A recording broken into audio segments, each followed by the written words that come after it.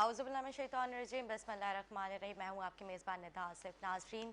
उम्मीद करती हूँ आप सब खैरियत से होंगे। यहाँ पे एक अफसोसनाक खबर मैं शामिल करूँ। कल जब मैं यहाँ से शो करके गई, शो के बाद जब मैं घर की तरफ जा रही थी तो कराची यूनिवर्सिटी में दिन दहाड़े तकरीबन 4:30 पौने 5 का टाइम था, मुझे मेरी बहन के ऊपर असला तान दिया गया और वहाँ पे हमसे नकदी कैश एक ही बात है, ज्वेलरी और मतलब जो दीगर और सामान था, वो मोबाइल्स वगैरह, वो सब चीज़ें हमसे छीन ली गई। मैं आपको बताऊँ, ये सड़क ऐसी है कि इंतहाई मतलब मसरूफ़ ये सड़क है, वहाँ पे कभी ट्रैफिक भी जैम होता है। लेकिन मुझे अफसोस की बात ये वहाँ पे एक मैं यहाँ पे शामिल करूँ कि हमारी पुलिस जो है वहाँ पे किसी भी पॉइंट पे वहाँ पे खड़ी हुई मुझे नज़र नहीं आई, जबकि वो मुबीना थाना लगता है, मुबीना टाउन का वो वहाँ पे वो पीएस लगता है, लेकिन वहाँ पे किसी किस्म की कोई एक भी मुझे पुलिस वाला नज़र नहीं आया। मतलब वहाँ पे कितने लोग, दर्जनों लोग वहाँ पे जो है इसी तरह से लूट पाट का शिकार होते हैं, और जो हमारे स्टैचर्स है वो मतलब उनको किस तरह की आज़ादी मिली हुई है, किस तरह से लोग जो है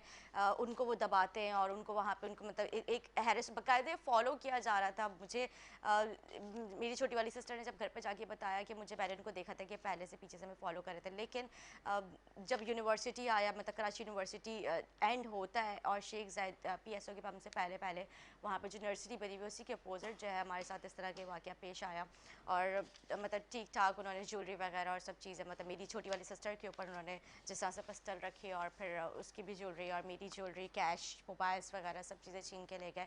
अब जिस तरह से आप सबको पता है कि कराची में जो ट्रैफिक इस कदर जैम है, और वहाँ पे भी ट्रैफिक था, लेकिन लोग यही होता है कि हम अपने आप को बचाएं या फिर सामने वाले को हम सेव करें। तो मतलब ये इंतहाई अजीब से मेरे साथ ये कल वाक़या है। यहाँ पे आप प्रोग्राम का आगाज़ करते हैं, मेरे साथ मौजूद है नजमी आलम, पीपल्स पार्टी के सीनियर रहनुमा। सर, मैं आपको खुशामदीद कहूँगी आप मेरे प्रोग्राम में आए, कैसे हैं? सबसे पहले तो अफसोस जो वाक़या आपके साथ हुआ, अफसोस की बात है। ज़ाहिर बात है, आपके हाथ पे मैं देख रहा हूँ चोट भी लगी है, ये क्या लगा है, जी पट्टी लगी हुई है। जी जी जी। I am really sorry for that. लेकिन ये वाकई बात हकीकत है, शहर में स्नैचिंग बहुत बहुत ज़्यादा बड़ी बढ़ भी है। चुकी है। अच्छा, आम लोग देखें कोई मदद के लिए नहीं आता, हर आदमी डरता है कि क्योंकि ये चोर जो होता है ये किसी वक्त भी गोली चला देता है। हकीकत बात है। मैं यहाँ पे वो एक हमसे चीज़ ज़्यादा आपकी वो बात डरा में हुआ होता है, वो जो लूटने वाला है वो ज़्यादा डरा हुआ होता है लूटने वाले से, कि मैं पकड़ा ना जाऊं। तो लोग आपको इस मामले में मदद के लिए आम पब्लिक नहीं आती। लेकिन शहर में इसकी वजह बेरोज़गारी बहुत, कराची शहर में बहुत ज़्यादा ट्रांसफ़र ऑफ पॉपुलेशन जो पूरे मुल्क से कराची में हो रही है,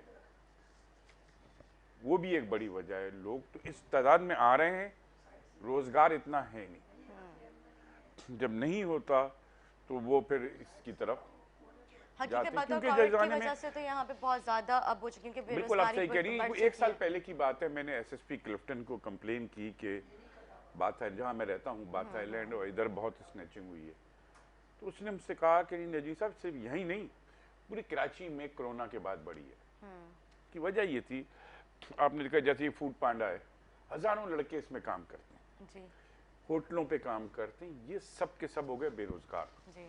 कई महीनों तक। तो इनमें से बाज ने मजबूरी में ये भी शुरू कर दिया। आपको मैं बताऊँ, यहाँ पे सॉरी मैं आपकी बात इंटरप्ट कर रही हूँ। यहाँ पे फूड पांडा की यूनिफॉर्म में भी बहुत सारे इस तरह के लोग हैं जो घरों में डिलीवरी मतलब खाना देने के लिए जाते हैं, जो डिलीवरी बॉयज़ हैं, और वहाँ पर जाके उन्होंने बाकायदा पूरे पूरे घर का जो है वहाँ बिल्कुल पे है, ये सब लोगों है को चीज। बांध दिया और वहाँ पे अंदर जाके मैंने उनकी कहा एक कैश और तो ये ज्वेलरी वगैरह, मोबाइल, बेरोजगारी सब ही, चीज़ें छीन। कुछ होते हैं जो आदतन क्रिमिनल बन जाते हैं, कुछ मजबूरी में भी बनते हैं, ये हकीकत है। और बेरोजगारी की वजह से भी हमें अपनी यंग जनरेशन के लिए, और दूसरा कराची में फिर कहूँगा जो इतना बड़ा माइग्रेशन हो रहा है पूरे पाकिस्तान से, इसका कुछ करना पड़ेगा, सही क्योंकि बात है। कराची के रिसोर्सेज कम हो गए, अब माइग्रेशन से बहुत बढ़ गए, डिमांड ज़्यादा हो गई है, सोर्सेज कम है। वो फिर एथनिक लड़ाइयों में भी तब्दील हो जाती है, वही इस किस्म के क्रिमिनल एक्टिविटीज़ में भी तब्दील हो जाती है। तो पूरे पाकिस्तान की गवर्नमेंट्स को ये देखना होगा कि कराची में जिस बड़े पैमाने पे माइग्रेशन हो रही है पूरे मुल्क से, उसको किसी तरह उन इलाकों को डेवलप किया जाए, क्योंकि ज़ाहिर बात है आदमी वहीं जाता है जहाँ उसको रोजगार मिले। अगर किसी को अपने घर पे रोजगार मिल रहा हो वो नहीं जाता। लेकिन और हमारे यहाँ सबसे बड़ी माइग्रेशन हो रही है केपीके से। केपीके से सबसे ज्यादा हजारों की तादाद में लोग डेली कराची आ रहे हैं। इसके माने केपीके में लोगों को रोजगार नहीं मिल रहा, केपीके में उनकी बुनियादी ज़रूरियात नहीं मिल रही। पिछले 7-8 साल से हमारे खान साहब बैठे हुए हैं, आप कहेंगे पॉलिटिकल बुनियाद पे, लेकिन अगर वहाँ पे जिस तरह वो दावे करते हैं कि तरक्की हो गई, अगर तरक्की हो गई होती तो केपीके से हजारों लोग डेली यहाँ पे नहीं आते। सर मैं आपकी बात यहाँ पे इंटरप्ट करूँगी। मुझे बहुत ज़्यादा खुशी है इस बात की, क्योंकि हमारे काफ़ी जैसे K21 ने मुझे बहुत सपोर्ट किया, और अभी आप लोगों ने देखा होगा ब्रेकिंग में भी चलाया, और इसी तरह से सियासी समाजी शख्सियात ने और जो है इंतहाई जो है गुस्से का इजहार किया। उन्होंने कहा कि हमारे जो अवाम है उसे फौरी तौर पर तहफ़्फ़ुज़ फराहम किया जाए, क्योंकि ये डेली जो है रूटीन अब उनकी बन चुकी, मतलब ये डेली बेसिस पे इस तरह की स्नैचिंग जो है होने लगी हैं। तो ये कब तक होगा, कब तक अवाम जो है इस तरह के जो है डकैतों के हाथ तो लुटती जाएगी? देखिए बिल्कुल तो कभी भी बंद नहीं होगी। लेकिन यहाँ पे मुझे एक और बात ऐड करनी थी कि पुलिस अफसरान जो हाई ऑफिसर्स उन्होंने हमसे कांटेक्ट किया, और माशाल्लाह उन्होंने फौरी तौर पे जो इस पे नोटिस लेते हुए उनको बाकायदा FIR भी दर्ज कर दी गई है, और बाकायदा उन्होंने वहाँ पे पॉइंट पे जाके विजिट किया। ये जो स्नैचर होते हैं ना, ये या तो किसी कैमरे में आ जाएं तो पकड़े जाते हैं, या फिर ये कहीं तो कभी ना कभी 100 दिन चोर के तो 99 दिन चोर के तो एक दिन कोतवाल का जरूर होता है। तो जब वो पकड़े जाते हैं तो फिर पुलिस उनसे जब इन्वेस्टिगेट करती है तो बताते हैं हमने यहाँ पे भी लूटा था। लेकिन यहाँ पुलिस का भी आलम ये, मेरी वाइफ दर्जे की दुकान पे खड़ी थी, वो लूट गई। उनकी पुरानी बात है, उनकी क्या ले गए, एक गले की चेन और मोबाइल ले गए और घड़ी ले गए। वो अब जाए तो उसने मुझे फोन किया वहाँ पर कि नजमी ये हो गया, तो मैं दुकान पे पहुंचा। मैंने SHO को कहा, SSP को कहा। रात को SHO ने मुझे किसी दोस्त के थ्रू अप्रोच किया कि नजमी साहब से पूछें कितने का सामान गया है, मैं दिला दूंगा, इतने पैसे दे दूंगा। मैंने उसको बोला भाई तू, मैंने कोई बहुत पैसे का नहीं गया, 1.5 लाख रुपए का होगा ज़्यादा से ज़्यादा, चेन और मोबाइल। आप जिनके और लोगों के लुटे उनके भी फिर दो पैसे, तो मुझे इसलिए देना चाहते हो कि मैं SSP वगैरह से शिकायत करूंगा कि ये गवर्नमेंट में। मैंने कहा ये काम नहीं करो भाई, तो कोई बात नहीं, हो गया। लेकिन ये चीज़ रुकेगी नहीं। इसके लिए सबसे बड़ी, कुछ तो होते हैं हैबिचुअल क्रिमिनल, उसका तो आपके पास कोई इलाज, लेकिन आपको इस पे तवज्जो देनी पड़ेगी कि नौजवान नस्ल को, और ज़्यादा यंग लड़के होते हैं, आप देखिए एजेड लोग नहीं होते जी, बिल्कुल ऐसे ही। अगर आप उनको रोजगार फराहम करेंगे तो ये चीज़ रुकेगी। खान साहब ने दावे वादे किए हैं सर। यहाँ पे मैं आपसे सवाल ये करना चाहूँगी, उनके पाकिस्तान पीपल्स पार्टी सिंध में एक बार फिर से सियासत में एंट्री मार चुकी है, तो इस बार की क्या प्लानिंग्स हैं? ये एंट्री तो हम कभी आउट तो नहीं हुए थे, पीपल्स पार्टी हमेशा। लेकिन इस बार की सियासत मतलब थोड़ी डिफरेंट है ना, क्योंकि बिलावल साहब ने भी जो है जिस तरह से आप देख रहे हैं वो तो फेजेस तो बदलते हैं, फेजेस तो बदलते हैं। भुट्टो साहब से शुरू हुई, भुट्टो साहब को शहीद किया तो मोहतरमा आ गई, उन्होंने उनकी सक्सेसर बनी, उन्होंने चलाया पीपल्स पार्टी को। उनकी शहादत के बाद जरदारी साहब ने देखा उस वक्त, क्योंकि बिलावल साहब इतने एज में नहीं आए थे कि वो उन चीज़ों को अब वो माशाल्लाह से पूरी पार्टी को चला रहे हैं। अब उनकी ग्रिप है पार्टी पे, वो सारे फैसले कर रहे हैं। और पीपल्स पार्टी की हमेशा से एक ख्वाहिश रही है कि किसी भी सूरत में डेमोक्रेटिक सिस्टम चले। ये बीबी के अल्फाज होते थे कि हमें हुकूमत का नहीं सोचना चाहिए, हमें डेमोक्रेटिक सिस्टम के सोचना चाहिए कि ये चलेगा तो मुल्क चलेगा। इसीलिए जब इमरान खान साहब ने धरना दिया नवाज शरीफ की हुकूमत डिसमिस करने के लिए, पीपल्स पार्टी ने उसको अपोज किया कि ये चीज़ ना करें, ये एक गलत रिवायत पड़ेगी और उसके बाद आइंदा हुकूमतें नहीं चलेंगी। अभी भी बजाय इसके कि हम पीपल्स पार्टी PDM में भी यही मौक़िफ़ रखती है कि तहरीक अदम इत्माद लाएँ, ये ऐसे कोई डेमोक्रेटिक तरीके से इमरान खान को अनडेमोक्रेटिक तरीका ना इख्तियार करें, वरना अनडेमोक्रेटिक फोर्सेस को मौका लग जाता है इस मुल्क में। वो तो तैयार बैठी होती है, ज़रा मौका लगे मेरे प्यारे हमवतनों कर दें। हम उससे भी बचना चाहते हैं। हम डेमोक्रेटिक सिस्टम, हम ये नहीं कहते कि हमें गवर्नमेंट मिले, हम ये कहते हैं डेमोक्रेटिक सिस्टम चले। ये डेमोक्रेटिक सिस्टम की चलेगा तो इसकी खराबियां दूर होंगी, बगैर चले इसकी खराबियां दूर नहीं होंगी। बिल्कुल ठीक है। बलदियाती इंतखाबात में पीपल्स पार्टी किससे मुकाबले में होगी? मेरे ख्याल में मौजूदा सूरत हाल में जो पीटीए थी, सभी पार्टियां आएंगी। बलदियाती इलेक्शन एक नेशनल इलेक्शन से अलग चीज़ होती है। उसमें इलाकाई इशूज, कैंडिडेट, बरादरियां, ये सब बड़ी काउंट करती हैं। नेशनल और प्रोविंशियल में तो सूबाई और कौमी के उम्मीदवार, इसमें हमारा मुकाबला पीटीआई से भी होगा, ओहो, एमक्यूएम अच्छा। से भी, एमक्यूएम से भी नहीं, सब है। देखिए जमात इस्लामी भी कराची में ऐसी फोर्स है, कोई पॉकेट मुस्लिम लीग नून के मजबूत हैं, कुछ अब जैसे फैसल वाडा वाली सीट जो है जो अब खत्म होने वाली है, यहाँ मेरे ख्याल 2 या 3 मुस्लिम लीग नून के यूसी चेयरमैन है, इसके माने वो वोट रखते हैं तो उनके वहां पर है ना। अब इसी तरह से मुख्तलिफ जगहों पे मुख्तलिफ पार्टियां हैं, उस वक्त फिर हदबंदी होगी, हो सकता है पीडीएम की जमातें मिल के बलदियाती लड़ें। लेकिन अभी जो लास्ट इलेक्शन 88 में हुए, PS 88 में, उसमें मैंने इलेक्शन की रात से एक दिन पहले कहा था आपके चैनल पे कि हम 25,000 वोट लेके दिखाएंगे। हमने 24,000 सम वोट लिए, 500 के। पीटीआई 16 से 4 पे आ गई, एमक्यूएम 3,000 पे आ गई। तो इन सब को अब पाकिस्तान के लोग, अभी पंजाब में भी जो इलेक्शन हुआ, ये सब वो जो आखिरी सीट पे डस्का पे जो भी इन्होंने हरकतें की हैं कि 20 हाँ, वोट, के डस्का के जो इलेक्शन था उसके क्या हक है कि कौन गायब हुआ था, क्या मामला था ये? नहीं वहां पे आप देखें 20 पोलिंग वो जो थे आपके क्या नाम है पोलिंग ऑफिसर, प्रिजाइडिंग ऑफिसर, वो गायब हो गए। वो कहने लगे जी धुंध थी हम इसलिए नहीं आ सके। कैसा रिडिकुलस बात। देखें जब वो पोलिंग खत्म होती है तो पुलिस की लेके जाती है अपनी प्रोटेक्शन में, पुलिस उनको कहीं और ले गई, वहां उनके डिब्बे चेंज किए गए। बाकी जगह पर 30-32% पोलिंग है, उन 20 पोलिंग स्टेशन पे 88% polling station, not possible. 88% polling हो ही नहीं सकती किसी। आप अगर वो जो 8 घंटे 12 घंटे उसकी अगर सेकंड के हिसाब से भी गिने तो 50% 55% से ऊपर जा नहीं सकती पोलिंग। बिल्कुल, वो जो बैलेट बॉक्सेस गायब होने का भी एक वो इशू था, वो है ना इशू। अब तो इलेक्शन कमीशन की क्रेडिबिलिटी लगी हुई है इस पे, क्योंकि इलेक्शन कमीशन पहले भी बहुत डिस्प्यूटेड हो चुका है।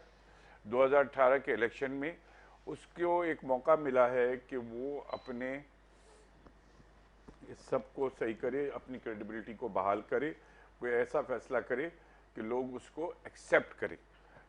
फैसला आप कर सकते हैं लेकिन उस फैसले को पब्लिकली एक्सेप्ट होना चाहिए। ये उनकी क्रेडिबिलिटी पे है सवाल है वो इलेक्शन कमीशन। बिल्कुल, जैसे कि आपको पता है पंजाब में नून लीग और सिंध में पीपल्स पार्टी, क्या आपको लगता है कि तहरीक इंसाफ का सूरज गुरूब होने जा रहा है?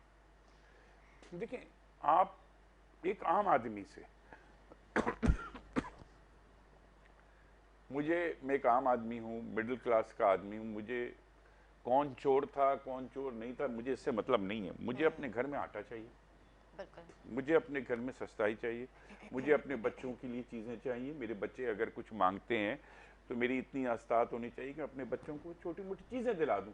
जब माँ बाप जब अपने बच्चे को उसकी ख्वाहिश पूरी नहीं कर सकते, उनको अंदर से बड़ा दिल दुखता है उनका अपने बच्चों के लिए। हकीकत बात है। ये सब चीज़ें आपने आम आदमी की दस्तरस से निकाल दी हैं। अभी पेट्रोल फिर महंगा होने जा रहा है, अभी पेट्रोल महंगा हुआ, बिजली खाने पीने की अशिया पे फिर से मैं कह रहा हूँ ना हर चीज़ इतनी तेजी से महंगी हो रही है कि आम आदमी बेचारे के लिए घर चलाना 20-22 तारीख के बाद मुश्किल हो गया है। डेली वेजेस वालों के ऊपर अफसोस करती हूँ कि वो किस तरह से मैनेज करते होंगे, क्योंकि इनकी इतनी फैमिलीज महंगाई है, जॉइंट फैमिलीज होती हैं ना, जॉइंट खाना। अब एक आदमी है, उसके 4 बच्चे हैं, बीवी है, अगर उसके वालिदैन भी उसकी रहते हैं, बुढ़े हो गए वालिदैन तो औलादी की जिम्मेदारी ना उनकी देखभाल करेगी। वो बेचारे वो कहाँ से पूरा, अब ये उसको मानने को, ये IMF को की शराइत पूरी करने के लिए उसको या उसको, हमें तो आम आदमी की जिंदगी तब बर्बाद हो रही है। तो इसलिए लोगों ने इस इलेक्शन में इनको जवाब दिया कि वी डोंट वांट यू। आपने जो भी झूठे वादे किए थे आज उसका नतीजा है कि मुल्क में आप, ये मेरे घर के साथ ही बात आइलैंड में ड्यूटी स्टोर है। सही। बात आइलैंड के लोग नहीं लेते वहां से, वहां सामने कच्ची आबादी, कभी कभी जाओ 100-100 150-150 औरतें खड़ी हुई हैं लाइन में, खुदा की कसम चीनी नहीं है, चीनी के लिए, आटे के लिए 150-150 औरतें खड़ी हुई हैं लाइन लगा के, आधा दिन खड़ी होती हैं। क्या साहब, फिर आपको ऐसे लोग आपको वोट भी देंगे? ऐसे नहीं देते लोग।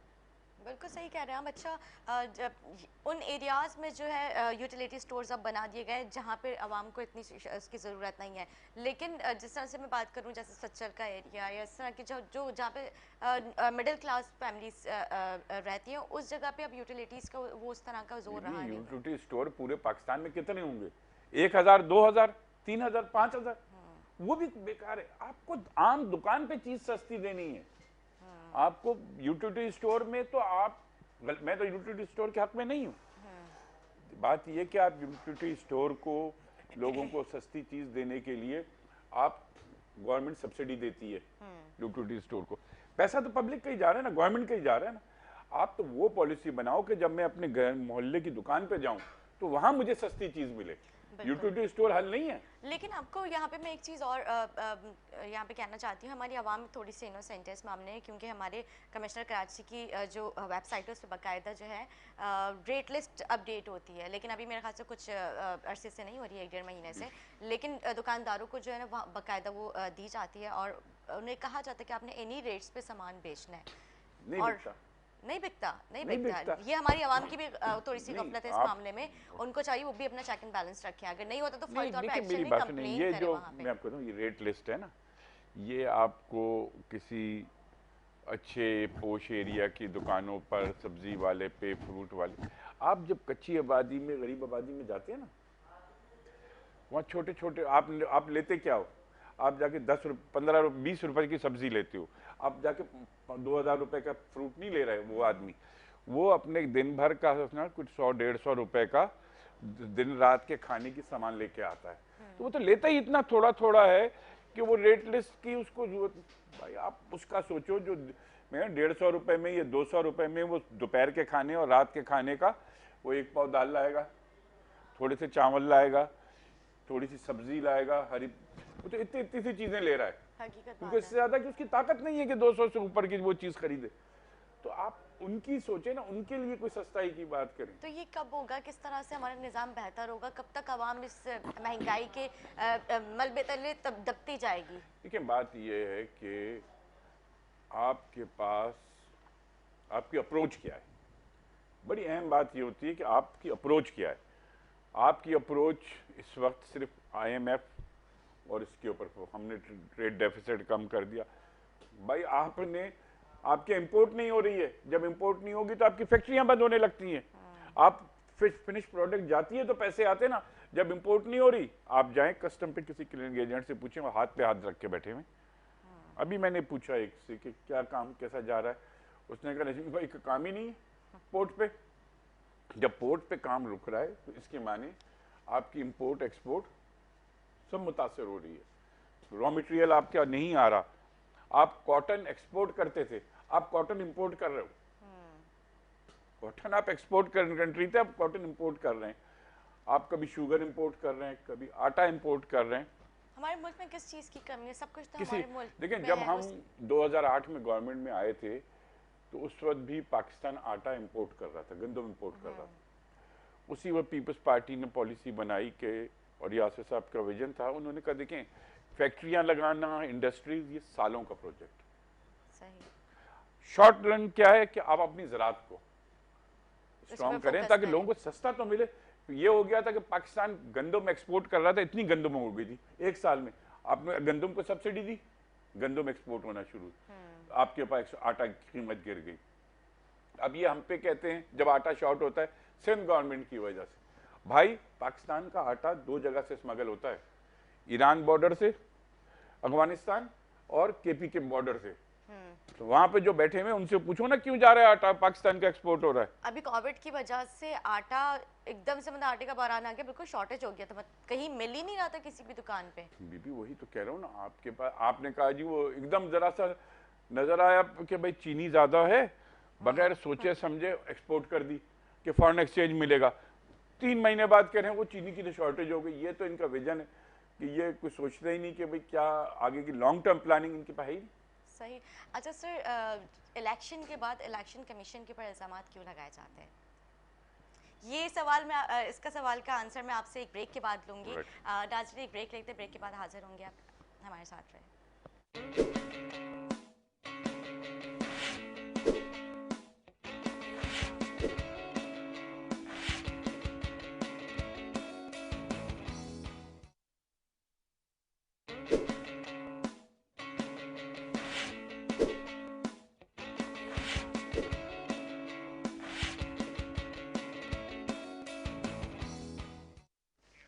वेलकम बैक नाज़रीन, वेलकम बैक।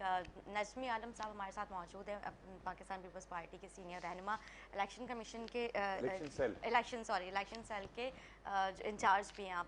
सर, जो मेरा सवाल था कि इलेक्शन के बाद जो इलेक्शन कमीशन के ऊपर इल्ज़ामात क्यों लगते हैं? ये वाकई बड़ा सीरियस सवाल है।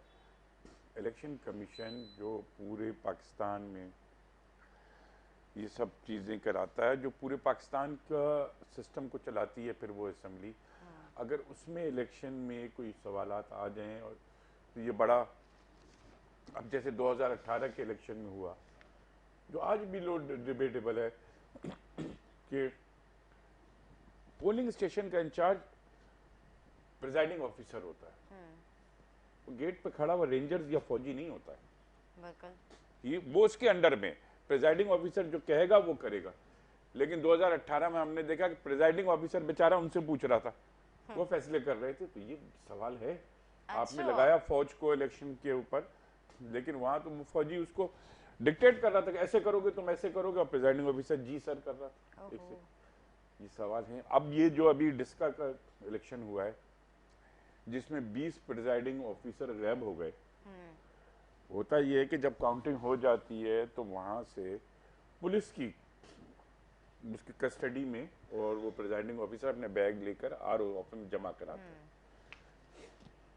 उसने कई प्रिजाइडिंग ऑफिसर ने कहा कि जी हमें कभी एक मोबाइल गाड़ी में बिठाया गया, कभी दूसरी गाड़ी में बिठाया गया। इलेक्शन कमीशन अगर उसको नहीं प्रोटेक्ट कर सकता तो उसके ऊपर सवाल तो उठेंगे। अब ये मौका है कि इलेक्शन कमीशन इस पे बोल्ड स्टेप उठाए कि ये बच्चों वाला जवाब के वो सियासी मुसाफिर फिरदौस आशिक रहमान भी कह रही थी कि वो जी धुन की वजह से नहीं पहुंच सके। क्या बच्चों वाला सवाल है? सियासी मुसाफिर का मकसद इसलिए को अक्सर पार्टियां बदलती रहती है ना, पहले कायदे आज़म लीग में थी, फिर हमारे पास आ गई, अब पीटीआई में, अभी कल को पीटीआई चली जाएगी, फिर ढूंढेंगी कोई नई पार्टी। ये सियासी मुसाफिर होते हैं, तो हम काउंट नहीं करते, सियासी मुसाफिर कहते हैं। अच्छा सही। तो ये सारे के सारे ये इलेक्शन कमीशन को अपनी क्रेडिबिलिटी को देखना होगा, और ये जो डिस्का के इलेक्शन में जो कुछ हुआ है, इस पे एक बोल्ड फैसला दे।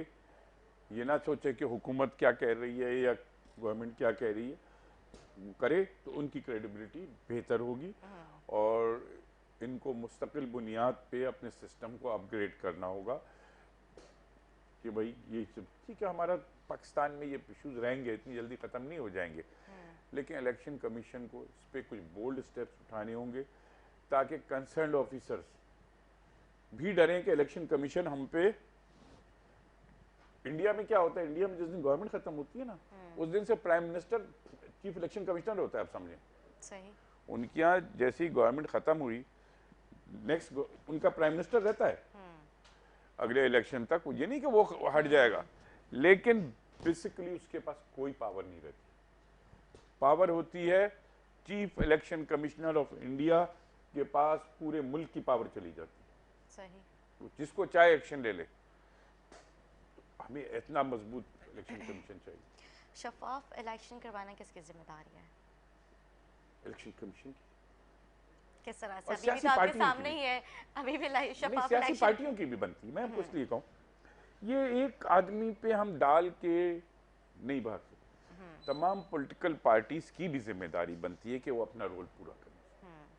हम सिर्फ इलेक्शन कमीशन के ऊपर ब्लेम करके नहीं, हमें पॉलिटिकल पार्टीज को भी, क्योंकि वो पब्लिक के रिप्रेजेंटेटिव हैं, अगर वो गलत तरीके से इलेक्शन जीतने की कोशिश करेंगे तो वो आप सिस्टम को खराब कर देंगे, फिर आपको हक नहीं है लोगों की नुमाइंदगी। तो election commission plus political parties, इन सब को एक दूसरे के साथ कोऑर्डिनेट करके, फिर कोई ब्यूरोक्रेट, कोई और एजेंसी इलेक्शन को मैनिपुलेट नहीं, सारे मेन पॉलिटिकल पार्टीज और इलेक्शन कमीशन को अपने आपस में बैठना चाहिए, अपने सिस्टम को अपग्रेड करना चाहिए, और जो तयशुदा असूलों उससे कोई ना हटे। ये सब की जिम्मेदारी होगी तो फिर फ्री एंड फेयर इलेक्शन होगा, वरना इलेक्शन कमीशन हर जगह क्या करे अगर पार्टियां भी अपना इखलाकी रोल पूरा नहीं करेंगी तो। सही। तहरीक इंसाफ कहती है बल्दियाती इंतखाबात के बाद मेयर हमारा होगा, पीपल्स पार्टी कहती है हमारा होगा, तो ये अब मतलब क्या लगता है आपको?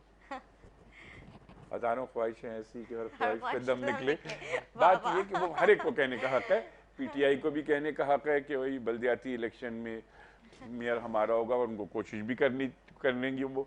एमक्यूएम कहती है हमारा होगा, पीपल्स पार्टी भी करेगी कोशिश अपना मेयर लाने की, और पार्टियां भी करेंगी। वो तो जब घोड़े मैदान में घोड़ा दौड़ेगा तो पता चलेगा किसका घोड़ा जीतता है। बिल्कुल। लेकिन पीटीआई का जो अभी इस वक्त ग्राफ पूरे पाकिस्तान में जिस तरह से गिर रहा है, एमक्यूएम से कराची के लोग, एमक्यूएम को अब मैं कहता हूँ कराची का माजी, मैं एमक्यूएम कराची का मुस्तकबिल कहता हूँ, एमक्यूएम कराची का माजी है। लेकिन आजकल तो माशाल्लाह उनकी पीटीआई और उनके आपस में बहुत एमक्यूएम के अगर मुलाकातें हो रही दोस्तों हैं। को मेरा एक मशवरा है, इस PS88 के इलेक्शन देखें, आपको 3000 वोट पड़े, पीटीआई को 4 साढ़े 4 हजार वोट पड़े। उसकी वजह क्या थी?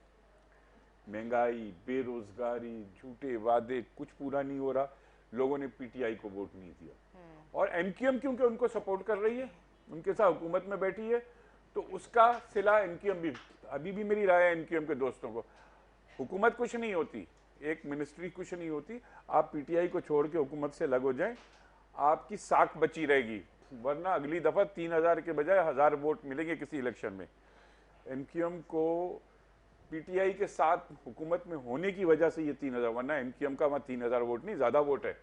हम जो एक्सपेक्ट कर रहे थे एमक्यूएम को 7 साढ़े 7 हजार वोट पे, 7.5 8 हजार वोट एमक्यूएम लेगी, लेकिन एमक्यूएम को जितना कम वोट पड़ा, वैसे तो एमक्यूएम का उस सीट पे ज्यादा वोट है, लेकिन वो नई हल्काबंदी थोड़ी होने से हम 7 से 8 हजार एमक्यूएम की प्रेडिक्ट कर रहे थे, जो हमारे असेसमेंट थे। हमें बड़ी हैरत हुई एमक्यूएम को 3000 वोट की। उसकी वजह, जब आप जिस पार्टी के साथ हुकूमत में बैठे हुए उसको लोग वोट नहीं दे रहे, तो आप भी उतने ही कसूरवार हैं ना, महंगाई के और जुल्म के, जो कराची के साथ हो रहा है, महंगी बिजली, और आप एक तरफ कहते हो कराची की आबादी काउंट करो, सही नहीं है, और आप कैबिनेट में बैठ के उसको अप्रूव कर रहे हो। लोग बच्चे नहीं, बेवकूफ नहीं। एमक्यूएम को मेरी राय ये है कि अगर अपनी पार्टी बचानी है तो पीटीआई से अलग हो जाए, वरना कराची के अवाम आइंदा ये 3000 वोट भी नहीं देगी। सर पीडीएम का मुस्तकबिल क्या है? देखिए, पीडीएम कोई इस टाइप के लाइंस बनते रहते हैं, आपने इससे पहले देखा एमआरडी भी बनी, एआरडी भी बनी, अब ये पीडीएम बनी। ये पार्टियां गवर्नमेंट के खिलाफ तहरीक में अक्सर ऐसे इत्तेहाद बनते हैं। एआरडी में इमरान खान भी हमारे साथ रहे, खान साहब भी हमारे साथ रहे एआरडी में। ये सब चीजें बनती हैं वक्ती तौर पे। जब ये नए इलेक्शन आएंगे, हो सकता है कि उस वक्त के पॉलिटिकल हालात में कुछ जगहों पे सीट एडजस्टमेंट हो, कोई इलेक्शन अलायंस तो बनता नहीं नजर आता, सीट एडजस्टमेंट हो सकती है कि भाई चलें ये वाली सीट पे आप आ जाओ, तो इस सीट पे हम नीचे की सीट ऊपर की सीट की। लेकिन जब ये जिस मकसद के लिए, एक मकसद के लिए बना है, वो मकसद अचीव हो जाएगा, ये खुद ब खुद खत्म हो जाएगा। कोई पॉलिटिकल पार्टी तो नहीं है ना कि वो एक साथ चले। बिल्कुल सही बात है, सही कह रहे हैं। मुल्क की तब्दीली के लिए इलेक्शन का सही वक्त कब होना चाहिए? इलेक्शन का हम तो कहते हैं इस हुकूमत से जल्दी लोगों की जान छूटे, ऐसी तब्दीली नहीं चाहिए जो अभी तब्दीली है, अच्छी वाली तब्दीली। देखिए, आपको वो तो इलेक्शन तो अपने टाइम पे ही होता है 5 साल बाद। मेरे ख्याल में पाकिस्तान को भी अमेरिका की तरह 1 साल कम करना चाहिए, सही 4 साल रखें, ताकि अगर किसी, उनका सिस्टम बड़ा सेट सिस्टम है, उनका कोई फर्क नहीं पड़ता ये प्रेसिडेंट आ गया वो आ गया, उनका सब सिस्टम के तहत चलते हैं। हमारे यहाँ हर दफा नया सिस्टम पैदा होता है। बिल्कुल, उनके तो इलेक्शन भी आपके सामने किस तरह से होते हैं। तो हमें अब ये करना चाहिए कि इसके ऊपर मेरे ख्याल में मेरा अपनी ज़ाती राय है कि 4 साल होना चाहिए हुकूमत का टेन्योर, और इलेक्शन रुकना नहीं चाहिए। हमारे यहाँ जो सारी खराबी पैदा हुई, हर थोड़े अरसे बाद 10 साल के लिए मार्शल्ला आ गया, अयूब खान का, फिर ज़िया-उल-हक का, फिर मुशर्रफ का, डेमोक्रेटिक सिस्टम और डेमोक्रेटिक इंस्टीट्यूट ही डेवलप नहीं हुई। अब हम चाहते हैं कि पहले दिन से हर चीज़ आइडियल हो जाए। नहीं भाई, आइडियल हो नहीं सकती। जब तक आप सिस्टम में चलेंगे, ये सिस्टम अपनी खराबियां खुद दूर करता है। डेमोक्रेटिक सिस्टम की खास बात यह है कि वो आपकी अपनी खराबियाँ खुद दूर करता है। बिल्कुल जब आप उसको चलने ही नहीं दोगे तो आप उसकी खराबियाँ भी दूर नहीं होंगी। ठीक कह रहे हैं आप सर, लेकिन मैं पीटीआई की अगर मैं बात करूं, फेडरल गवर्नमेंट जो है उन्होंने तकरीबन 3 साल होने को आगे, लेकिन अभी तक जिस तरह से उन्होंने दावे वादे किए थे वो सब आपको पूरे होते हुए तो नज़र नहीं आ रहे। हमारी आवाम जो इंतहाई परेशान है। देखिए ना, लोग वाकई बेइंतहा परेशान है। जो 1 करोड़ नौकरियां, 50 लाख घर और ये सारी चीज़ों के बजाय अंडे मुर्गी पे लगा दिया। अच्छा, फिर आपकी पॉलिसीज में मैं ये भी नहीं कहता कि अच्छा, अब आप शुरू में आप एक राग अलापते थे, वो अभी भी अलाप रहे हो, चोर चोर, इन्होंने ये खा लिया, हम ऐसे चोर थे कि हमारे दौर में आटा सस्ता था। ये ऐसे ईमानदार हैं कि आटा महंगा है। हम चोर थे हमारे दौर में, हम ऐसे चोर थे कि पेट्रोल सस्ता था। ये ऐसे चोर है, ये ऐसे ईमानदार हैं कि पेट्रोल महंगा है। ईमानदारों के दौर में महंगा था, चोरों के दौर में सस्ता था। अब ये आप लोग तय कर लें, बकौल इमरान खान के जब हुक्मरान चोर होंगे तो सब चीज़ें महंगी हो जाएंगी। तो अब महंगी जिस दौर में, फिर अब ये आवाम फैसला कर लेगी। अभी इलेक्शन में आए आप, ये बाई इलेक्शन इनको आईना दिखा रहे हैं, हर जगह लोग इनको रिजेक्ट कर रहे हैं। नौशेरा में भी हुआ, चलो आज सिंध में इलेक्शन हो रहा है, वहां पर भी इनको पता चल जाएगा। मौजूदा हुकूमत की क्या गलतियां हैं? हुकूमत की गलती है कि इनके पास कोई सिमती नहीं, इनके पास कोई प्लानिंग ही नहीं है। इनका बस सिर्फ ये प्लानिंग है कि अपोजिशन, ये अभी भी अपने आप को अपोजिशन में समझते हैं। इनका सिर्फ एक ही काम है कि पिछली हुकूमतों को बुरा भला कहते रहो, बुरा भला कहते रहो। जो ये इलेक्शन से पहले कहते थे उस वक्त तो चलो समझ आती थी, शुरू के 6 महीने साल भी समझ आती थी। अब 2.5 साल बाद अब आपका टाइम है कि आप बताओ कि हमने क्या किया। अच्छा, वो कहीं नहीं सुनने को नहीं मिलता। कल भी इमरान खान एक जगह तकरीर करे तो वो पिछली हुकूमतों को ही बुरा भला कह रहे। भाई आप बताओ, आपने 2.5 साल में मुल्क में क्या बेहतरी लेके आए? कुछ नहीं। तो ना इनके पास कोई प्लानिंग है। ये पहले हमें बताते थे कि हमारे पास एक बुकरात हैं, वो असद उमर, वो आएंगे तो वो पाकिस्तान की इकोनॉमी को 4 चांद लगा देंगे, ये लगा देंगे। चंद महीने बाद इनको हटाना पड़ गया कि वो नाइल थे। भाई अगर उतने, अच्छा आपने कहा हमारे पास 200 मईशतदान हैं जो 1 महीने में ये कर देंगे। पहले आपने कहा कि जैसे ही इमरान खान बनेंगे तो 200 अरब डॉलर बाहर से आएंगे। पागल नहीं है, लोग भेज देंगे अपने पैसे। उन्होंने देखा आप कुछ कर ही नहीं रहे हो तो उन्होंने रोक लिया। अगर ये कुछ अच्छा कर रहे होते तो आते डॉलर बाहर से।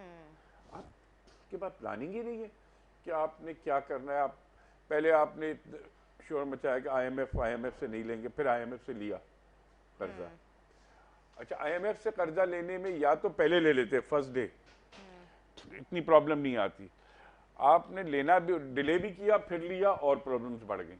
बिल्कुल ठीक बात है, आपने बिल्कुल ठीक कह रहे हैं कि हम कर्जे नहीं लेंगे और हमारे कर्जे माफ और इस करवा वक्त दिए कर्जे जाएंगे, हमारे, महंगाई रोक दी जाएगी, अब यूथ को प्रमोट किया जाएगा। वो सारी बातें कहाँ हैं? मतलब 3 साल एक बहुत बड़ा अरसा होता है।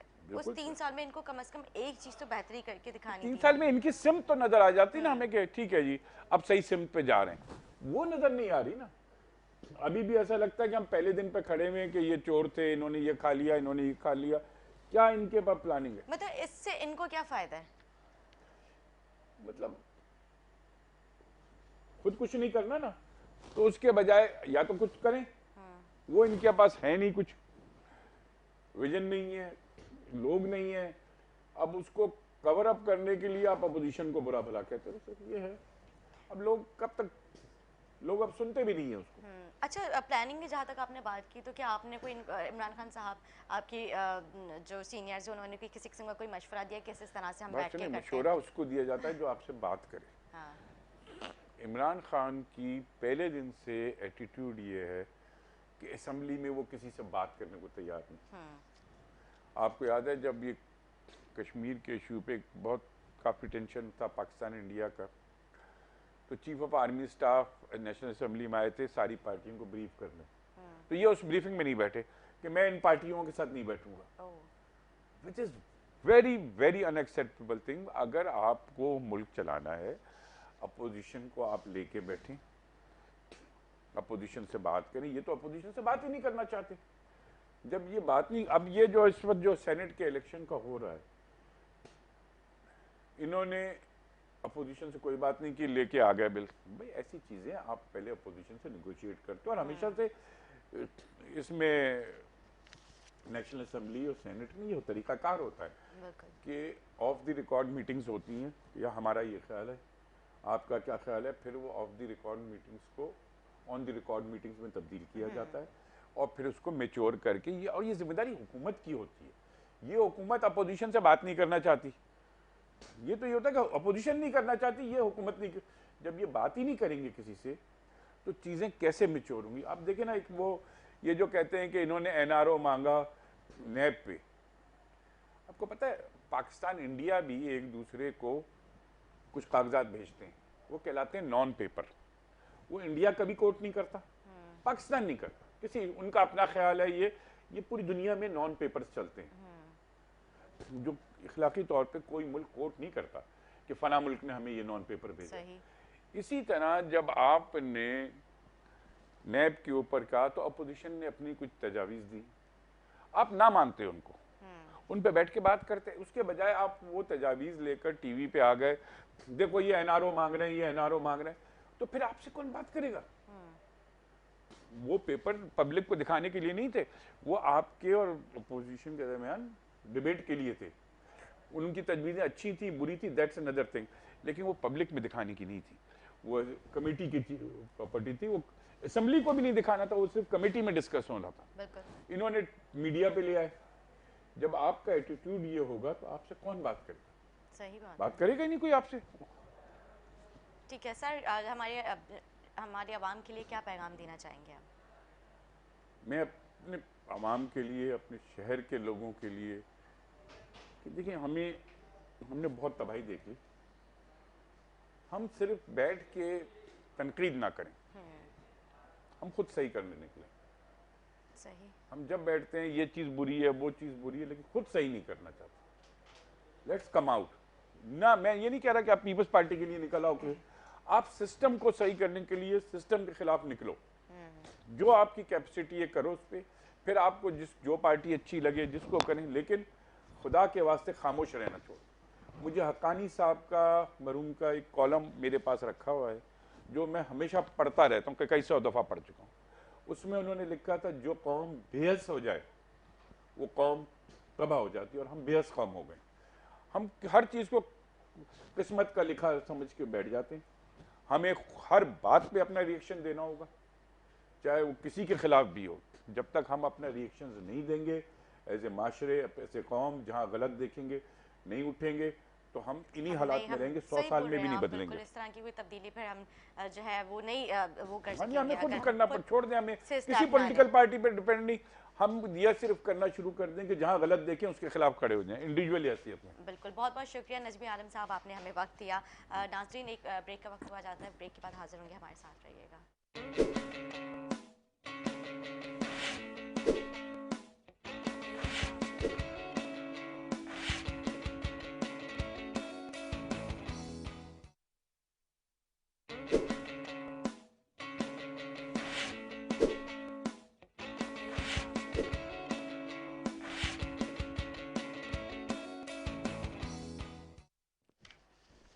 वेलकम बैक नाज़रीन, वेलकम बैक। जैसे कि मैंने जिक्र किया था कि हम नए सेगमेंट के साथ हाजिर होंगे। मेरे साथ मौजूद है मोहम्मद नवाज़ डैरी, जो कि कानूनदान है और एक निजी टीवी चैनल में एज ए एंकर पर्सन अपनी खिदमात अंजाम दे रहे हैं। कैसे हैं आप? जैसे कि आपको पता है कि कल मेरे साथ मैं शो के बाद जब यहाँ से जा रही थी ऑफ करके, कराची यूनिवर्सिटी के करीब जो है 2 नामालूम अफराद आए और उन्होंने असले के ज़ोर पर मतलब मेरी सिस्टर के ऊपर उन्होंने जो है असला रखा और उन्होंने कहा कि सब चीज़ें दे दो। तो मेरे साथ ये इंसिडेंट आया। मतलब कब तक हम इस तरह से लुटते रहेंगे? हमारी कराची के वहाँ बेबस है, जबकि वो मेन रोड है और कभी तो वहाँ पे ट्रैफिक भी जैम होता है। आपको मालूम है कि कराची यूनिवर्सिटी रोड जो मतलब काफ़ी मतलब चलता फिरता रोड है, और वहाँ पे इस तरह के इंसिडेंट्स हो जाते हैं। हमारी पुलिस को नहीं पता क्या? कराची यूनिवर्सिटी का जो ये रोड है, इससे पहले अगर हम जोग्राफिकली पोजीशंस पर बात करें तो कराची का सबसे बड़ा रोड है शारा फैसल। उसके बाद अगर उसके मुत्तसिल के इसके स्टैंडर्ड का, शारा फैसल के स्टैंडर्ड का रोड है तो वो है कराची यूनिवर्सिटी का रोड। और हमने देखा है, माजी में भी देखा है कि जिस मकाम पर आपने बताया कि आपके साथ वारदात हुई, स्नैचिंग हुई, ये इंतहाई मतलूब इलाका है। और हम कहें कि माजी में यहाँ जब उस वक्त इंफ्रास्ट्रक्चर नहीं था इस एरिया में, तो हम इस इलाके में जाने से भी गुरेज करते थे कि आप जब नीपा से उतरेंगे तो नीपा से उतरने के बाद आप मौसमियात तक ये जो एरिया है इसमें आपके लुटने के चांसेस बहुत ज़्यादा होते। लेकिन मैं आपको बताऊं कि ये जो एरिया है हसास एरिया है, बड़े इदारों के ऑफिसेज भी मौजूद हैं और रोज़ाना की बुनियाद पर एजुकेशनिस्ट का ये वे आउट होता है। उसके साथ साथ आपको कराची यूनिवर्सिटी, जो कराची की सबसे बड़ी यूनिवर्सिटी है, वहाँ पर मुतवस्सिल तबके के लोग आके बच्चे आके पढ़ते हैं। तो उस जगह पर सिक्योरिटी ना देना, सिक्योरिटी लैप्स होना एक बहुत बड़ी के सवालिया निशान है। आइन का जो आर्टिकल फंडामेंटल राइट्स हैं, बुनियादी हुकूक हैं, उसमें सिक्योरिटी ऑफ पर्सन भी बुनियादी हक है। स्टेट का काम है कि जो तमाम तर सिटीजन्स को beyond the jurisdiction, beyond the discrimination on gender or anything on religious basis, secure करना है अपने स्टेट के हर बंदे को। इस पोजीशन में सिक्योरिटी ना होना और इस तरीके से लॉसेस होना, this is the question mark on the state, this is the question mark on law enforcement agencies. लेकिन फिर हम आगे चलते हैं, दुनिया की नज़र में हम जर्नलिस्ट, हम एंकर्स, हम कानूनदान शायद ज़्यादा सेफ होते हैं। हम लोग समझते हैं कि हाँ, लोग समझते हैं, लोग समझते हैं, लेकिन हमारी गाड़ी DSNG हो, हमारी वैन हो, हमारी सबसे ज़्यादा हिट लिस्ट पे होती है कि वो स्नेचर्स भी जो हैं वो कहते हैं कि बड़ी बातें करते हैं आप टीवी पे बैठ के, अब आप दे दें सामान, तुम भी हमारे काबू से बाहर नहीं हो। ऐसे ही बोल रहे हैं। हाँ, तो वो वही ना, वो एक ही सफ में खड़े हो गए, महमूद अयाज ना बंदा रहा ना बंदा नवाज। तो यही सूरत हाल है कि माजी में हमने मैंने कराची यूनिवर्सिटी से BS किया, मैस कम्युनिकेशन। सही। माजी में हमने वो टारगेट किलिंग के अदवार भी कवर किए, वो उस एरिया में गए हैं जहाँ जहाँ शायद आम बंदा ना जाए। तो उस पोजीशन में हम अपने आप को कोई सिक्योर नहीं समझते थे। एक आइन का आर्टिकल 19 है, फ्रीडम ऑफ प्रेस की बात करता है कि भाई आप फ्रीडम ऑफ प्रेस, इजहार की आज़ादी होनी चाहिए प्रेस के लिए। तो मेरा एक दोस्त है, नौजवान कानूनदान है, वो एक खूबसूरत बात कहता है कि article 19 freedom of expression, freedom of press की बात तो करता है, लेकिन आज़ादी इजहार के बाद की आज़ादी की बात नहीं करता। बिल्कुल नहीं करता। सही बात है। वो अपने आप उसके रहमो करम पर चले जाते हैं, अगले बंदे के जो आपने गुफ्तगू की है, अब उसकी मर्जी है कि आपको छोड़ दे या आप उसकी मर्जी है कि आपको क्या करे। लेकिन ये अफसोसनाक बात है और इंतहाई मज़म्मत वाला अमल है कि भाई आप एक क्रीम क्लास, एक जो लोगों की परसेप्शन और लोगों को इंफॉर्मेशन डिलीवर करने का सोर्स है, एज एंकर, एक जर्नलिस्ट, एक मीडिया पर्सन या एक लॉ अबाइडिंग सिटीज़न, उनके साथ ये होना अफसोसनाक बात है। लेकिन इस प्रोग्राम के तबस्सुम से जो लॉ इन्फोर्समेंट एजेंसीज़ के ज़िम्मेदारान हैं, IG सिंध, DIG, उस समय जो मुतल्लिका थाने के SSP हैं या SHO हैं, उनको किरदार अदा करना चाहिए। यकीनन एक नहीं, उन्होंने वैसे काफ़ी कोऑपरेट किया है और फौरी तौर पे जब उनको पता चला तो FIR भी दर्ज हुई है और वो पॉइंट पे गए थे और जाके मैंने उन्हें विजिट करवाया कि भाई ये जगह थी, यहाँ पे मेरे साथ इंसिडेंट हुआ। तो अब देखते हैं अल्लाह मालिक क्या होता है। FIR दर्ज तो हुई, लेकिन आपने वहाँ जाके जाए वकुआ पर जब लेकर गए तो उस वक्त ये तो नहीं हुआ कि भाई ये मेरी हुदूद नहीं है, ये उसकी हुदूद है, ये नहीं, वो मीना वालों ने एक्सेप्ट कर लिया। बड़ी बात है। This is natural issue. जब आप FIR CRPC का सेक्शन 154 के तहत FIR कटवाई जाती है, फर्स्ट इन्वेस्टिगेशन रिपोर्ट दाखिल करवाना हर एक शहरी का फंडामेंटल राइट है। आप थाने पे जाएंगे और थाने पे जाकर आपको FIR कटवानी है और FIR कटवाने के लिए अगला जो पुलिस ऑफिसर है ये बाउंड है कि is bound to give a relief to the concern person. लेकिन हमारे यहाँ माजरत से सिस्टम ऐसा है कि आप थाने पे पहले तो जाने से कतराते हैं, जब आप चले भी गए खुदा खुदा करके और जब आप वहाँ पहुँचे तो फिर आपको एक लंबा चौड़ा प्रोसेस इख्तियार करना होता है। उसके बाद वो पुलिस ऑफिसर आपके साथ वापस आता भी है जाए वकुआ पर, लेकिन फिर वो कहता है कि यहाँ अच्छा नहीं, थोड़ा सा आगे, अच्छा थोड़ा आगे आगे करके वो दूसरे हद में लेकर जाएगा आपको और वो कहेगा यार ये तो मेरी हद नहीं है। और फिर जो जिन क्वेश्चंस का आपको सामना करना पड़ता है ना, ऐसा लगता है चोर आप खुद है। जिस तरह के आपने कलर देखा था, वो हुलिया में कैसे थे, उनके बाल लंबे थे या छोटे थे, मतलब हेलमेट पहना था, मतलब इस तरह के सवालात होते हैं ना, तो मतलब उस वक्त कोई ऐसी एक सिचुएशन होती है कि बंदा इन सारी चीज़ों को नोट नहीं करता। मतलब किसका दिल चाहेगा कि आप जाके अपने ही सामान की एफआईआर करवा रहे हैं? कोई नहीं चाहता जाना कोई वहाँ नहीं। पर। अच्छा, थाना तो वैसे भी आप और हम जैसे लोग तो हम दूर रहते हैं कि नहीं यार, हम थाने नहीं जा रहे, हम जाहिर सी बात है, इज्जत की बात होती है कि हम थाने जाके क्यों दुनिया के सामने अपना तमाशा आप रहते होंगे, हमारा तो प्रोफेशन है। नहीं, खवातीन के लिए स्पेशली हाँ, नहीं वो जाना पसंद करती। तो एक ये है कि मतलब इस तरह के उनके क्वेश्चंस थे कि उनका लाइट कलर था, डार्क कलर था, बाल लंबे थे, कलर तो नहीं थे, सिंधी स्पीकिंग थे, उर्दू स्पीकिंग थे। मैंने कहा क्या बोल अच्छा, सकती हूँ एक मैं। और मजे की बात बताऊं आपको। ये जो बजट है ना हमारा, सिंध का बजट, उसमें एक सर्विलेंस कैमरास नस्ब करने का एक अलग से कंपोनेंट बनाया गया कि भाई आप इतने पैसे रख रहे हैं। सेफ सिटी प्रोजेक्ट जो है वो सेफ सिटी वो नहीं कर रहा जो माजी में हमारे कैपिटल में जो सेफ सिटी प्रोजेक्ट चलते थे, और फिर समाजी मीडिया पर आपने देखा कि सेफ सिटी प्रोजेक्ट जो कैपिटल इस्लामाबाद का था वो किस तरीके से नज़र आया। बात हम कर रहे हैं कराची के सेफ सिटी प्रोजेक्ट की। सिंध पूरे ओवरऑल जो सिंध के कैपिटल कराची की जो सेफ सिटी प्रोजेक्ट है उसकी बात कर रहे हैं। सेफ सिटी प्रोजेक्ट के लिए जो बजट रखी जाती है उस पर कितना अमल हुआ है? तैमूर टालपुर साहब इंफॉर्मेशन टेक्नोलॉजी के वज़ीर हैं, माजरत से वो सोशल मीडिया पर एक अलग अंदाज से हमें नज़र आते हैं। रिसेंटली भी ऐसा कोई ट्वीट किया जिस पर हमने मजम्मत की, नहीं करना चाहिए एक वज़ीर को। लेकिन इंफॉर्मेशन टेक्नोलॉजी में कितना काम हुआ? ज़ीरो।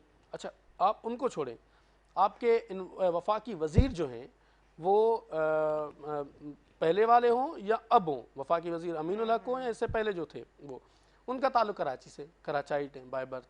उन्होंने इंफॉर्मेशन टेक्नोलॉजी पर कराची में कितना काम किया?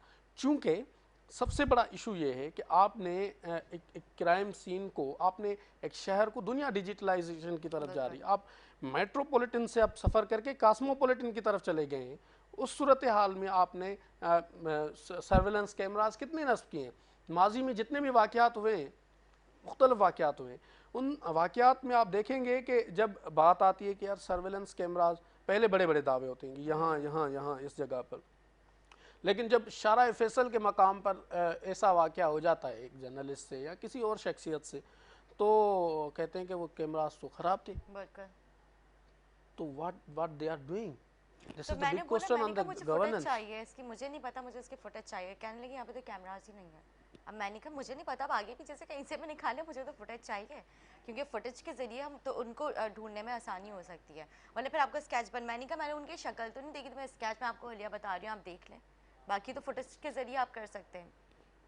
देखिए, मतलब हमारे यहाँ सिस्टम को बेहतर होना पड़ेगा। मतलब आप जब 154 के तहत CRPC में एक FIR दर्ज होती है तो फिर उसको 164 में कन्फेशनल स्टेटमेंट और दीगर गिरफ्तारियाँ होती हैं और फिर रिमांड होता है। फाइनली 169 में चालान पेश कर दिया जाता है। अब चालान पेश करने और FIR से काटने के बीच में जो मरहला होता है ना, वो कहते हैं ना कि एक किसी खूबसूरत एक्टर ने कहा है ना कि एक्टर्स की ज़िंदगी को लाइट के सामने देखा करो, बियॉन्ड द लाइट नहीं देखा करो, कितनी डार्कनेस है। तो वो जो 154 से 169 के दरमियान जो एक्टिविटीज़ होती हैं उसको छोड़ दें, वो क्या नहीं होता, माजरत से क्या नहीं होता। लेकिन मामला ये है कि अब रिफॉर्म्स की ज़रूरत है। वो पुलिस रिफॉर्म्स हों, एजुकेशनल रिफॉर्म्स हों, गवर्नेंस रिफॉर्म्स हों, लॉ रिफॉर्म्स हों, तमाम रिफॉर्म्स की ज़रूरत है। बिल्कुल। बिल्कुल, जिस तरह से मेरा ये दूसरा सवाल है कि जब एक सियासतदान के ऊपर करप्शन साबित होती है तो वो किन किन मुकदमात को मतलब फेस करना पड़ता है उसे? देखिए, अब इसमें देखना ये होता है कि किस सब्जेक्ट पर करप्शन ज़ाहिर हो रही है। करप्शन आया this is the subject of national accountability bureau, आया ये सब्जेक्ट जो है वो किसी वफाकी इदारे की इन्वेस्टिगेटिव इदारों का है, या जो लोकल गवर्नमेंट और लोकल पुलिसिंग का मामला है वो उसको उस तरीके से देखा जाता है।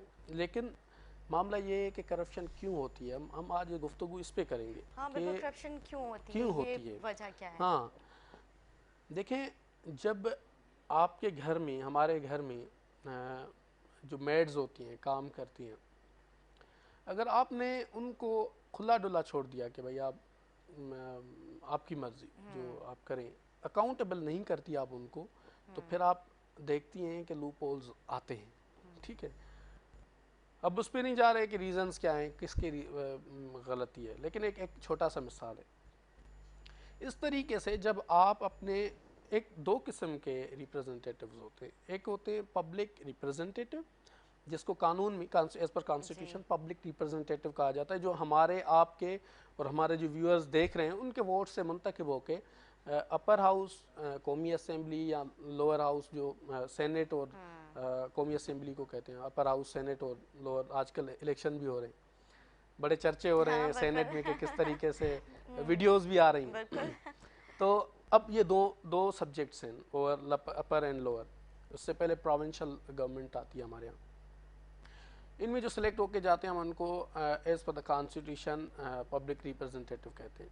इनसे नीचे भी एक है टीयर, वो है पब्लिक सर्वेंट का, जो आप कमीशन पास करके मुख्तलिफ DMG, PSP ग्रुप और दीगर ग्रुप्स में जाते हैं और आप और हमारी पब्लिक सर्वेंट के तौर पर काम करते हैं सर्विसेज प्रोवाइड करने के लिए।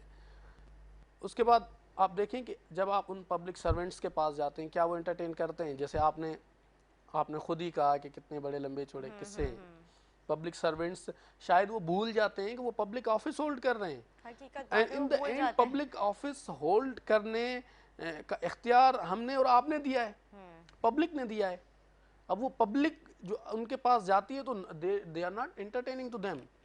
वो एक अलग से उनका attitude towards the people, they are differently change. अब पब्लिक रिप्रेजेंटेटिव की तो क्या बात ही क्या है, वो तो एक अलग सिस्टम है हमारे यहाँ। अब इस सूरत हाल में हमें, आपको, हमको, व्यूअर्स को इस कैमरा की आंख से बताना होगा कि भाई हम वो राज करेगी खल्के खुदा जो तू भी है और मैं भी हूँ, वो उठेगा अनल हक का नारा जो तू भी है मैं भी हूँ, हम देखेंगे, लाजिम है कि हम देखेंगे। तो वो हमें देखना पड़ेगा। वो कैसे देखना पड़ेगा? वो ऐसे कि कॉन्स्टिट्यूशन में, मैं हर बार बात करता हूँ कि कॉन्स्टिट्यूशन में आर्टिकल 8 से लेकर 28 तक हमारे मुल्क के आइन में हमारे यहाँ सिस्टम बेहतरीन है। I am big fan of the setup of the my country. मैं बहुत खुश हूँ कि हमारे यहाँ सिस्टम है, सिर्फ इस सिस्टम को फाल करना है। सिस्टम ही तो नहीं है, सिस्टम को फाल करना है। अब कैसे मैं आपको बताता हूँ, अपने व्यूअर्स को भी बताना चाहता हूँ ताकि ये अवेयरनेस तमाम तर मैसेज तक जाए। मैं हर घर में जाता हूँ तो आजकल ट्रेंड ये है कि हर घर में जाने के बाद पहला सवाल ये होता है कि क्या ये चार्जर मिल जाएगा? लेकिन मेरा ये सवाल ये होता है हर घर में जाने के बाद, क्या आपके पास कॉन्स्टिट्यूशन 1973 की बुक है जिसके तहत this is the manual of state, this is manual of the state. इस मैनुअल के तहत आपको स्टेट चलानी है। स्टेट के तमाम तर काम मैं नहीं समझता कि कॉन्स्टिट्यूशन से कोई बाहर होगा, सही, और होना भी नहीं चाहिए। और एक लॉ अबाइडिंग सिटीज़न के तौर पर, एक सच्चे पाकिस्तानी, मुहब्बे वतन पाकिस्तानी होने के तौर पर कभी ख्वाहिश भी नहीं रखते, ना रखनी चाहिए कि इस कॉन्स्टिट्यूशन के से बाहर कोई अमल हो। अगर कोई करना भी है तो वी हैव अ लेजिस्लेटर्स, आप उसके थ्रू लेजिस्लेशन करें, जो काम करना है with in the jurisdiction of constitution करें। उसमें आइन का आर्टिकल 8 से 28 तक क्या है? फंडामेंटल राइट्स हैं, बुनियादी हक हैं। जब बुनियादी हक में ये पढ़ता गया ना, तो आज भी मैं अपने बरमला इज़हार करता हूँ कि मेरी ये ख्वाहिश है कि पाकिस्तान का हर बच्चा ये बुनियादी हक पढ़े कि उनके बुनियादी हक क्या हैं। मैं आपको बताता हूँ क्या हैं। आइन का आर्टिकल जो फंडामेंटल राइट है वो बताता है कि भाई आपकी इक्वलिटी ऑफ सिटीज़न, आप भी बराबर, मैं भी बराबर, कानून की नज़र में तमाम तर बराबर। सही, आपको प्रॉपर्टी का राइट हर जगह पर मौजूद है। आप किसी भी जगह पर आप जाके प्रॉपर्टी ले सकते हैं, जिस पर मुख्तलिफ स्टेक होल्डर्स को खदशात हैं, लेकिन उसका भी हल ये है कि आप आइन में अमेंडमेंट करवा के उसको बेहतर तरीके से कर सकते हैं। लेकिन आपका हक है फ्रीडम ऑफ एक्सप्रेशन, आपको इजहार की आज़ादी दी गई है, आपका हक है। आपको ये बुनियादी हक है। सिक्योरिटी ऑफ पर्सन, आपको स्टेट सिक्योर रखेगी, ये आपका बुनियादी हक है। आपके बच्चों को तालीम देना स्टेट की जिम्मेदारी है। आप शायद हंसती जाएंगी मेरी गुफ्तगू पर। मैं आपकी ये जो दो क्वेश्चन है ना उनके ऊपर मैं गौर कर रही हूँ, जो आप बता रहे हैं तहफ़्फ़ुज़ देना, तालीम, इसके ऊपर मैं ज़्यादा मुझे वो हुआ। सही, हाँ, तो ये आपका हक है। आप फ्रीडम ऑफ मूवमेंट, आप कहीं पर भी जा सकती हैं, आ सकती हैं with in the jurisdiction of Pakistan, this is your fundamental right. आपका हक है कि तमाम तर जो माइनॉरिटीज़ हैं उनको भी इक्वलिटी के बेसिस पे देखा जाए, ये हक है। जेंडर, विदाउट जेंडर डिस्क्रिमिनेशन कोई भी काम नहीं होगा, ये आपका हक है। हमारे यहाँ क्या नहीं होता है जेंडर डिस्क्रिमिनेशन पर। पहले मेल डोमिनेंट सोसाइटी थी, अब फीमेल डोमिनेंट सोसाइटी है। आप शायद इसे सही सही, और बताएं और बताएं। इंटरेस्ट बढ़ता जा रहा है। सही, ठीक है, तो वो है। अब एक और चीज़ मैं इंटरेस्टिंग आपको बताता हूँ। आइन का article 19A of the constitution right to information की के ऊपर स्ट्रेस करता है।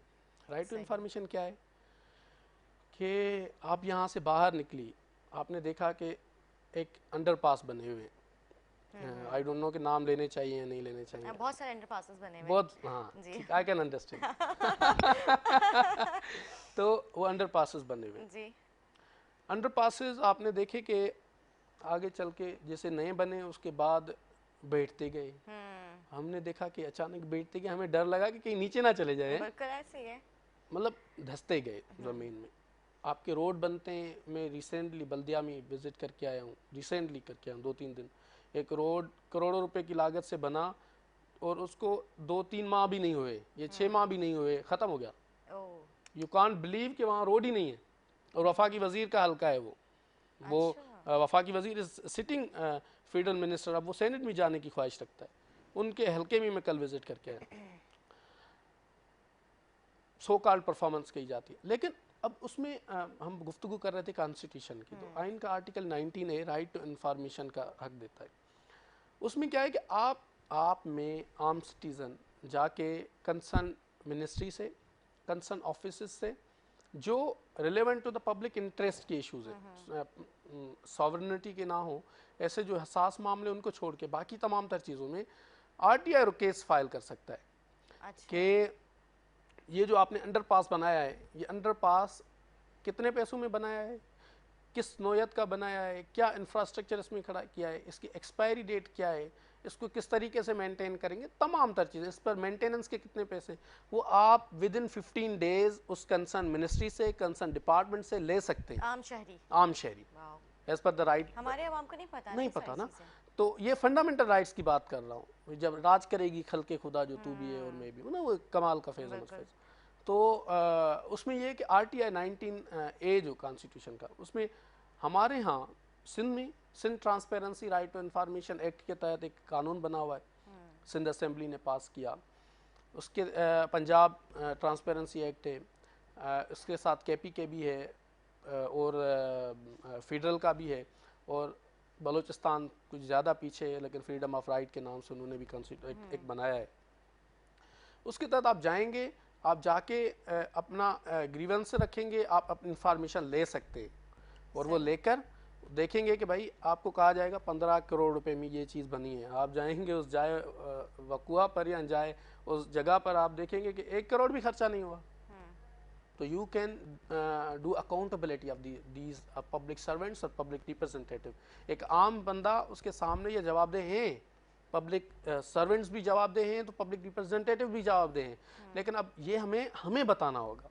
This is our moral responsibility being a lawyer, being a anchor person, being a journalist, being a एक लॉ अबाइडिंग सिटीजन। हमें बताना होगा, कैमरा की आंख के जरिए बताना होगा कि ये आपका हक है। आप बता रहे हैं ना, आज हमारी आवाम जो हम देखने वाले हैं, जो सुन रहे हैं हमें, जो देख रहे हैं, उन वो सब मतलब ये जो सारे पॉइंट्स आप नोट कर लें अपने पास कि ये आम शहरी के राइट्स हैं, जो आप उसको अच्छी तरीके से आप मतलब इसको इस्तेमाल कर सकते हैं, वो ये सब। यस, अब आगे चलते हैं।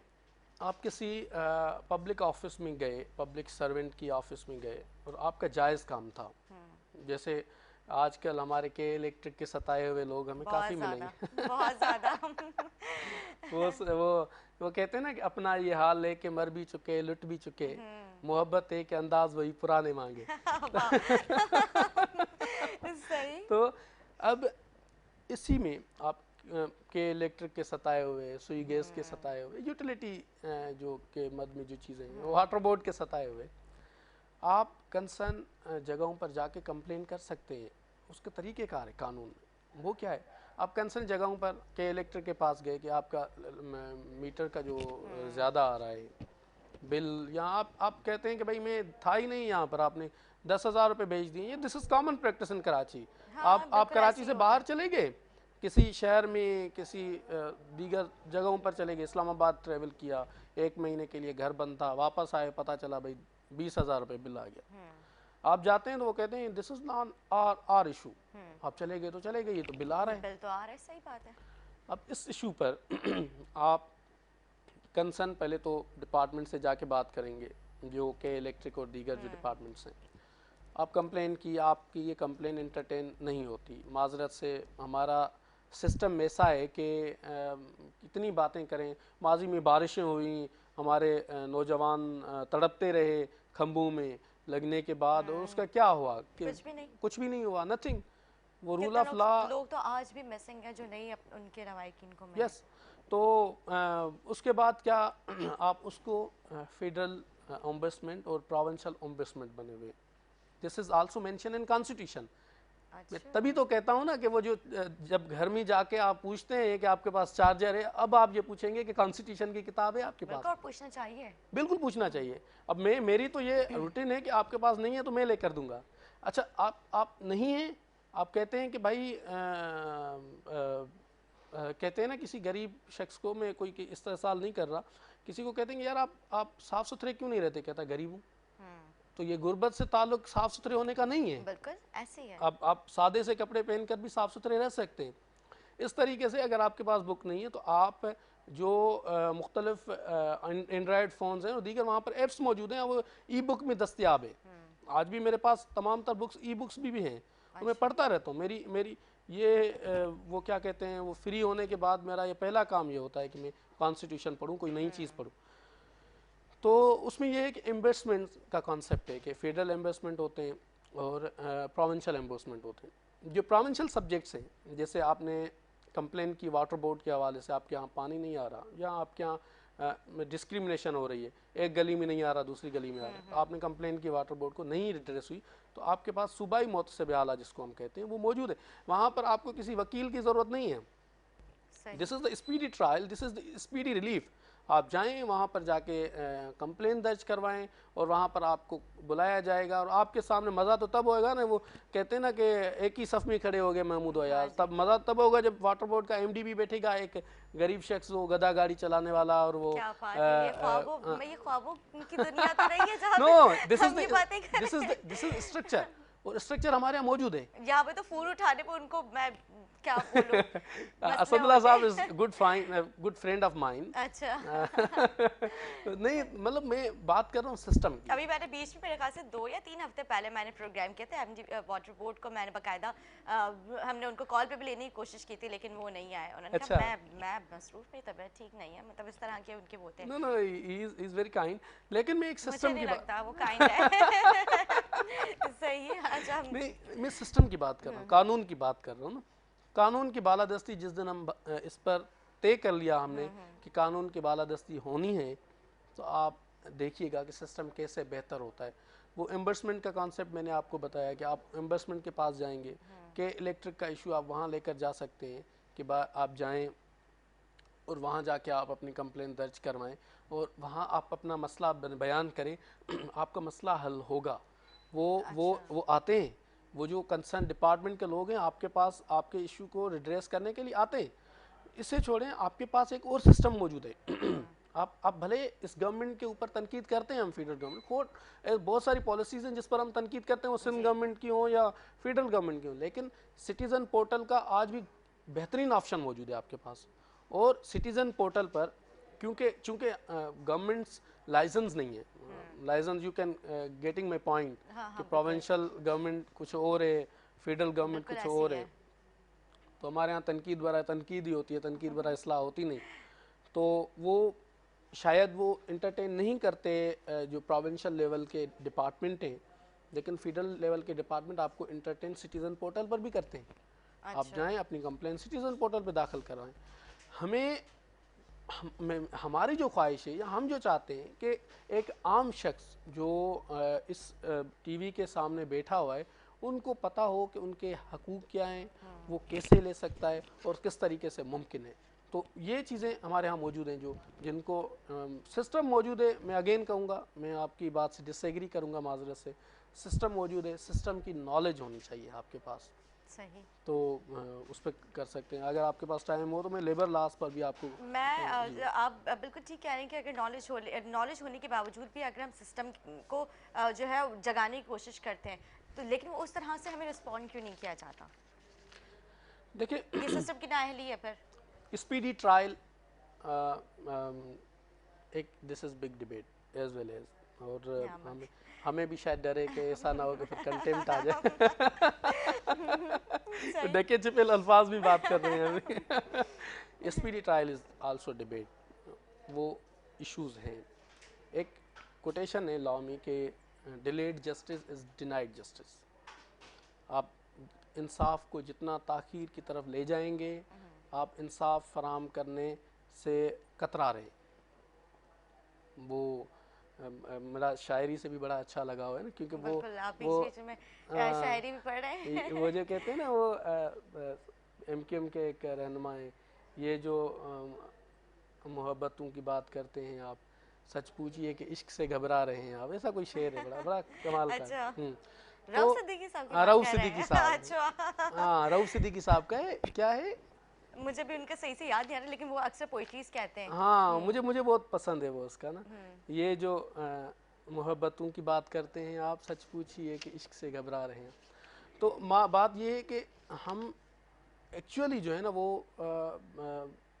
अप्रोच करने से घबरा रहे हैं। आपको सिस्टम को जगाना होगा, आपको उस सरकारी बाबू के पास जाके बताना होगा आपको कि भाई सरकारी बाबू मैं आ गया हूँ, ये फाइल निकालो। ये तो हमें भी करना होगा ना, हमें उनको सरकारी बाबू को जाके बताना होगा कि हमें पता है कि हमारा राइट क्या है। अच्छा, ये आप और हम कर सकते हैं। हमारे जो बेचारे शहरी हैं ना, वो उन सरकारी बाबुओं से डरते हैं।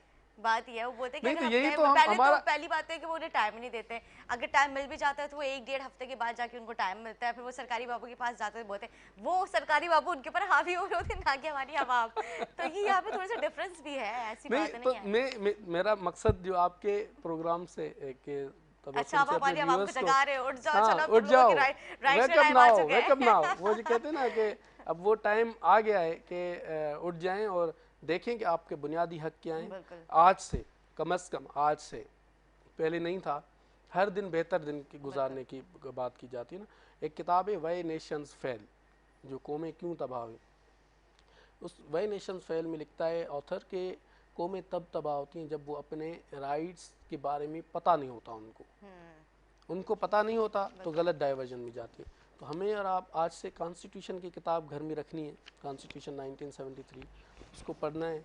उनके तहत जो आपके हकूक़ हैं, बुनियादी हकूक़, वो जानने हैं, एक्सरसाइज करना है। इंटरनेट मौजूद है, ई बुक्स मौजूद हैं, नहीं है तो हमसे रब्ता कर लें, हम आपको गाइड करेंगे। और हमारी ये ख्वाहिश है कि वो जो रूल ऑफ लॉ है ना, वो सोसाइटी में कायम हो जाए, तो पूरी प्रोविंस में कायम हो जाए और पूरे पाकिस्तान में। इंशाल्लाह मैं एक लास्ट क्वेश्चन करूँगी। डेहरी शहरी रखने वाला शहरी इलेक्शन क्यों नहीं लड़ सकता? ड्यूअल नेशनलिटी की बात कर रहे हैं। हाँ, अब उसमें ड्यूअल नेशनलिटी में आर्टिकल 62 और 63 है ऑफ कॉन्स्टिट्यूशन, उसमें स्टैंडर्ड्स बताए गए हैं। वो जो सादिक और अमीन, माजी में बड़ी उस पर डिबेट हुए, धरने हुए, और आपने देखा कि एक बड़ा डी चौक जो है वो 62 और 63 की बात करते हुए आया। उसमें ये है कि स्टैंडर्ड्स होते हैं। आप जब किसी कंट्री के सिटीज़न बनते हैं तो आप ये ओथ लेते हैं, जैसे हमारे यहाँ भी होता है कि हम लॉ अबाइडिंग सिटीज़न बनेंगे और अपनी कौम के साथ सच्चे रहेंगे। जब आप दो ओथ ले लेते हैं कि हम पाकिस्तान कौम के साथ भी सच्चे रहेंगे और आपकी कौम के साथ भी सच्चे रहेंगे, तो आपको कन्फ्लिक्ट ऑफ इंटरेस्ट आ जाता है। आप किस तरीके से हमारी सॉवरेनिटी, हमारी जो दीगर चीज़ें हैं, तमाम तर मामलात, वो कैसे आप अपने पास कायम रखेंगे जब आप दूसरे शहर के साथ, दूसरे मुल्क के साथ भी लॉयल रहने की बात करते हैं। तो उसमें आर्टिकल 62 और 63 जो है वो डुअल नेशनलिटी के हवाले से बात करता है, और उसमें डुअल नेशनलिटी को कभी भी इंटरटेन ना करने की बात करते हैं, जिसकी वजह से आपने देखा कि मुख्तलिफ जो आपके यहाँ सीनियर पॉलिटिशियंस भी नायल होते हुए नज़र आए। एक मुख्तसर वक्त में ये भी गुफ्तगू करूँगा कि आप कंसीलमेंट ऑफ फैक्ट जब करते हैं ना तो फिर भी सादिक और अमीन नहीं रहते। हमने देखा कि माजी में जो एजुकेशन मिनिस्टर रहे और दीगर चीज़ों पर रहे तो उन्होंने ये नहीं बताया कि उनकी 3 शादियाँ की हुई हैं। तो जब वो कंसील कर दिया तो आप वो भी नाअहल हो गए। तो ये यकीनन अपने कौम के साथ सिंसियर होना पड़ेगा। बिल्कुल, थैंक यू सो मच, आपने हमें अपने कीमती वक्त में से वक्त दिया। उम्मीद करती हूँ मेरे नाज़रीन को आज का प्रोग्राम अच्छा लगा। मुझे मेरी पूरी टीम को अपनी दुआओं में याद रखें, फीडबैक देना ना भूलें। इसी के साथ अपनी मेज़बान निदा आसिफ को दे इजाज़त, दुआ में याद रखें। अल्लाह हाफ़िज़।